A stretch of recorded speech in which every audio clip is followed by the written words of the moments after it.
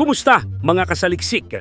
Noong unang bahagi ng Pebrero, isang nakakabiglang balita ang umaling-awngaw sa buong Australia.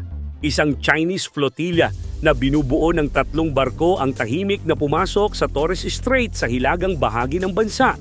Walang naunang abiso, walang paunang pahayag at higit sa lahat, walang koordinasyon sa gobyerno ng Australia o sa mga kaalyado nito. Ang mga barkong ito, ang CNS Zunyi, isang destroyer, CNS Hengyang, isang frigate, at ang replenishment ship na CNS Weishanhu ay agad na sinimulang ikutin ang buong kapuluan. Isang galaw na hindi karaniwan sa mga operasyong pandagat sa rehiyon. Ang mismong ruta ng kanilang paglalayag ay tila maingat na pinlano at sa mata ng maraming eksperto, ito ay hindi basta-bastang training exercise kundi isang mensahe. Bagamat hindi malinaw kung para kanino at para saan. Habang isinasagawa ang pag-ikot, isang bagay ang naging malinaw. Hindi ito simpleng patrol mission. Mula sa hilaga ay dumaong ang flotilla sa silangang baybayin ng Australia na kilala bilang tahanan ng pinakamaraming populasyon sa bansa. Dito matatagpuan ang mga lungsod tulad ng Brisbane at Sydney. Kaya't hindi katakataka na ang biglaang paglutang ng Chinese warships sa malapit na karagatan ay nagdulot ng hindi lamang pagkabigla kundi matinding pag-aalala sa mga mamamayan. Walang paliwanag, walang opisyal na babala. Tila bigla na lamang silang naroroon. Mistulang mga multong bakal na naglalayag sa harap ng mga gusalit kabahayan. Ngunit ang tensyon ay lalo pang tumindi nang dumating ang ika-21 ng Pebrero. Sa isang hindi inaasahang pangyayari, isang komersyal na eroplano mula sa Virgin Airlines Flight 161 na bumibiyahe mula Sydney patungong Queenstown, New Zealand, ang nakarinig ng babala mula sa mga Chinese warships. Sa radyo ng piloto, isang abiso ang nagmula sa mga barko. Magsasagawa raw sila ng live fire exercise sa mismong karagatang yon. Walang kaalam-alam ang Australian Aviation Authorities kaya't agad-agad na nagkaroon ng alerto. 46 na flights ang kailangang i-divert sa ibang ruta para lamang maiwasan ang posibleng sakuna. Mismong ang pilotong iyon ang naging tulay ng impormasyon sa pagitan ng mga dayuhang sundalo at ng buong air traffic ng bansa. Isang senaryo na nagpapakita ng kahinaan sa sistema ng seguridad at komunikasyon ng bansa. Isang bagay na hindi kailanman dapat mangyari. Habang nagpapatuloy ang paglalayag ng Chinese flotilla, hindi lang basta sa dagat sila nanatili. Pumasok at lumabas din sila sa Exclusive Economic Zone o EEZ ng Australia. Isang teritoryong may espesyal na karapatang pang-ekonomiya ang bansa. Gaya ng pangingisda at pagsasaliksik ng likas na yaman. Bagamat technically ay legal ang ginawa ng mga barko, ang kanilang desisyong pumasok dito nang walang paunang abiso ay nagdulot ng malaking katanungan. Bakit ganito kalakas ang loob nilang gawin ito? Hindi ba't kadalasan ay may diplomatic courtesy na sinusunod? Ngunit sa pagkakataong ito, tila hindi iyon isinasaalang-alang. Matapos ang halos isang buwang pag-ikot mula silangan, timog, kanluran hanggang hilaga, ang mga barko ng China ay tuluyang lumisan patungong Indonesia. Ngunit hindi iyon basta pag-alis.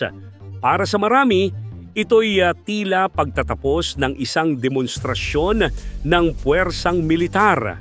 Unang beses itong nangyari na ang mga barko ng China ay pumaligid sa Australia sa ganitong lawak at tapang.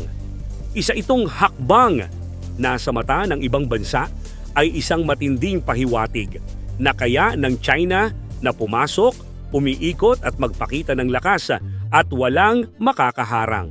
Sa panahong iyon, bagamat walang putok ng digmaan ang umaling-awngaw, malinaw ang mensahe.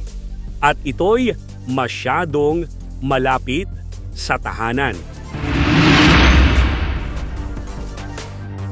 Matapos ang hindi inaasahang live fire exercise na isinagawa ng mga barkong pandigma ng China malapit sa baybayin ng Australia, mas lalong lumutang ang mga kahinaan sa sistemang pansiguridad ng bansa.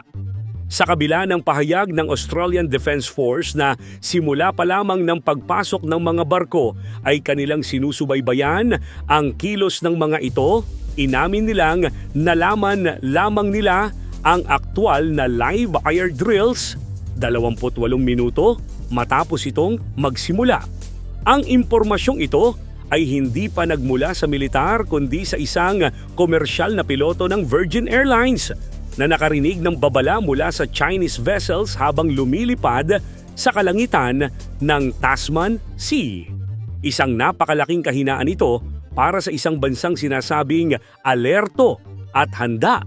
Lalo pat may mga banta na sa rehiyon mula sa lumalakas na presensya ng China. Hindi rin naiwasang magpahayag ng pagkabahala ang ilang mataas na opisyal ng bansa. Si Andrew Shearer, Director General ng National Intelligence Office ng Australia, ay hindi nagpatumpik-tumpik na tawagin ang insidente bilang isang provocative move. Ayon sa kanya, malinaw na layunin ng China ang ipakita hindi lamang ang kakayahan nilang magpadala ng puwersa sa rehiyon, kundi pati na rin ang intensyon nilang palawigin pa ang ganitong uri ng presensya sa mga karatig bansa. Binanggit din niya na ang ganitong kilos ay tila pagsubok sa reaksyon ng Australia, isang uri ng military maneuvering na may kasamang pagsusukat ng depensa at diplomatic stance ng mga kaalyado nito. Dahil dito, uminit ang eksena sa loob ng politika ng Australia. Sa gitna ng mga balita, naging puntirya si Prime Minister Anthony Albanese ng mga oposisyon, partikular na ni Shadow Defense Minister Andrew Hastie. Anila, naging masyadong mahinahon si Albanese sa pagtugon sa ginawang military display ng China.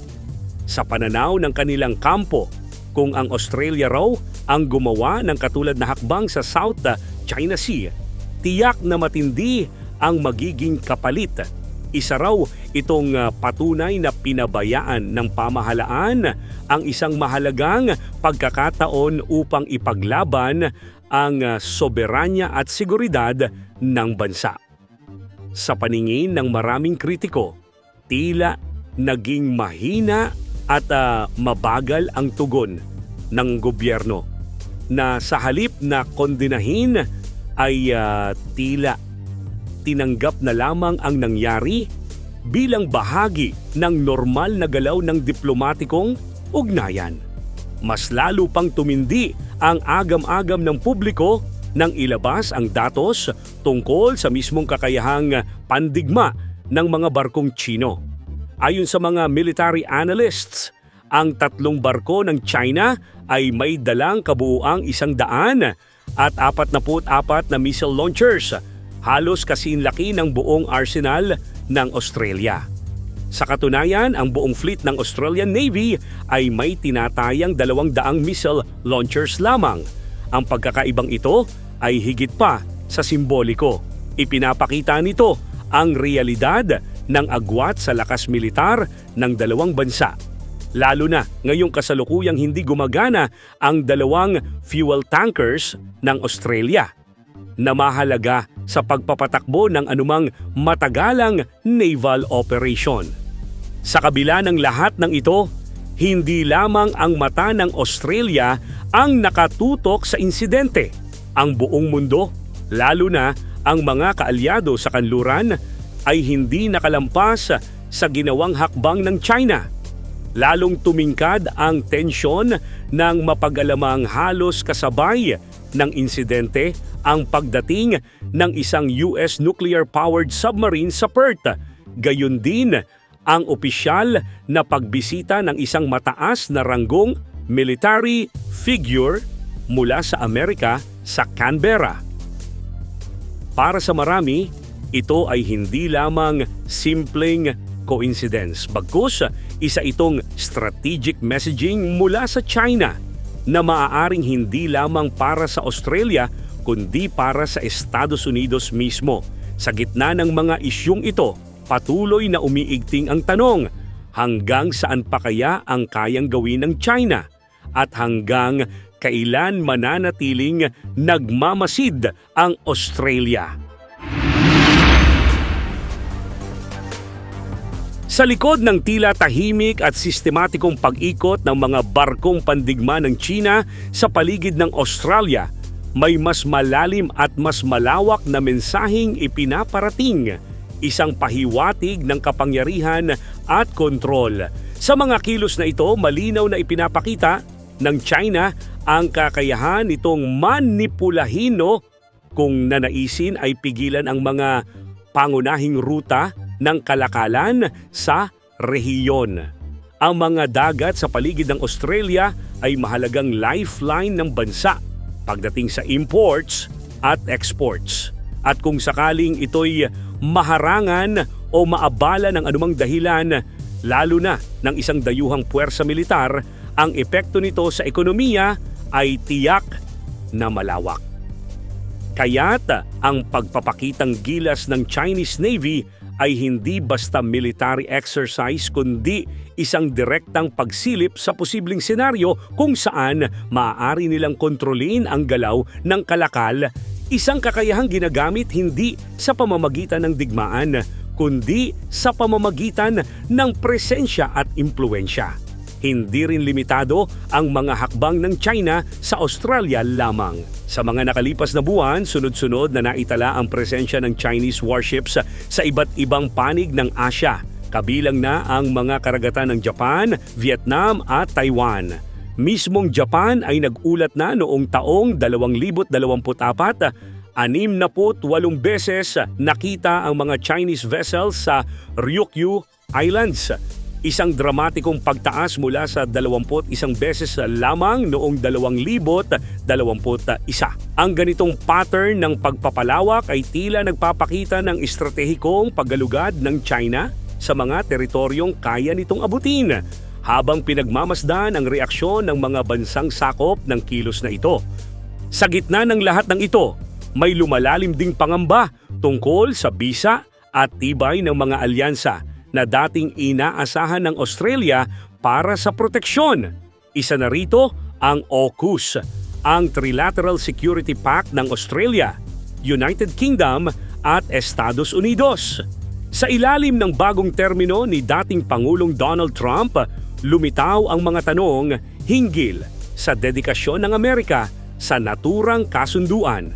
Sa isang press conference, nang tanungin si Trump ukol sa AUKUS, simpleng, "What does that mean?" lang ang kanyang naging tugon. Isang pahayag na tila walang alam o malasakit sa kasunduang inaasahang magbibigay ng seguridad sa rehiyon. Bagamat sinundan ito ng pagtiyak ng kanyang mga opisyal na suportado pa rin ng administrasyon ang AUKUS, nanatili ang pag-aalinlangan sa puso ng marami, lalo na't kilala si Trump sa biglaang pagbawi sa mga polisiya ng mga nauna sa kanya. Ang lahat ng ito ay hindi simpleng mga pangyayari kundi mga piraso ng isang mas malaking puzzle.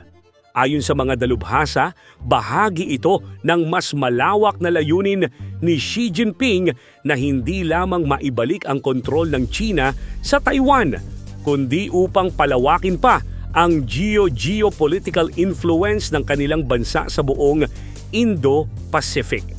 Ang patuloy na pagpapalakas ng kanilang naval capabilities, ang mga sunod-sunod na deployment ng warships at ang kakayahan nilang magsagawa ng mga operasyon ng walang sagabal ay pawang indikasyon ng matagalang estratehiya para sa dominasyon, hindi lang sa militar kundi sa ekonomiya at politika ng rehiyon. Dahil dito, maraming eksperto ang naniniwala na panahon na para ang Australia ay magsagawa ng seryosong pagsusuri sa sariling kakayahang militar. Hindi sapat ang umasa lamang sa mga alyansa o sa proteksyong mula sa ibang bansa, lalo pat lumalabo ang tiwala sa mga ito. Kailangang tutukan ng pamahalaan ang modernisasyon ng kanilang navy, ang pagpapalakas ng coastal defenses at ang pagtatayo ng matibay na domestic defense infrastructure. Sa isang mundo kung saan ang impluwensya ay hindi na lamang nakikita sa dami ng tropa kundi sa kakayahang magsagawa ng presensya sa anumang bahagi ng dagat, mahalaga na ang Australia ay maging handa, hindi bukas kundi ngayon.